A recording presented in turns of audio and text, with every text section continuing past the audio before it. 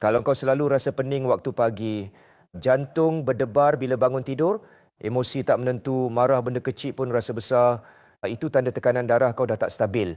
Dan benda ni jangan buat main weh. Ramai yang abaikan sampai satu hari tumbang depan keluarga. Ada yang kena stroke, ada yang terpaksa bergantung ubat seumur hidup. Nak elak semua tu, kena bertindak dari awal. Sekarang ada satu ikhtiar baru berpunca dari herba lama. Herba bunga maharani, dulu orang istana guna untuk tenangkan badan, kuatkan jantung dan lancarkan darah. Sekarang herba ni dah diformulasikan semula dalam bentuk moden dan sedap minum.